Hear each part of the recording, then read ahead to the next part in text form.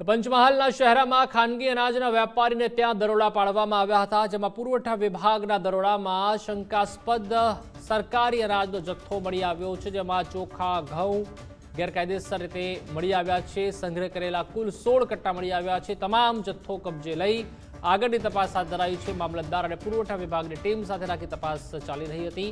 જથ્થો લાભી ગામની સસ્તા અનાજની દુકાનમાંથી આવ્યો છે તેવું અધિકારીએ જણાવ્યું। મામલાને લઈને ખાનગી અનાજના વેપારીઓમાં ફફડાટ।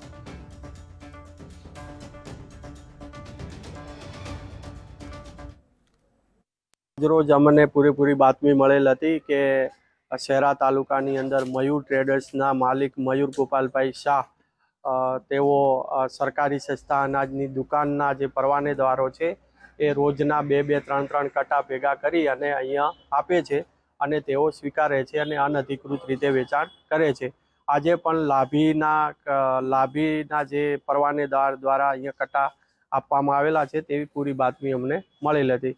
તો અમારી જિલ્લા પુરવઠાની ટીમ અને મામલતદારશ્રીની ટીમે સંયુક્ત રીતે દરોડા પાડતા 12 કટ્ટા ચોખાના અને 4 કટ્ટા ઘઉંના એમ મળીને કુલ 16 કટ્ટા અમારા સરકારી અનાજના મળી આવેલા છે। તમામને જપ્ત કરી સીઝ કરી અને આગળની કાયદેસરની કાર્યવાહી હાથ ધરેલ છે।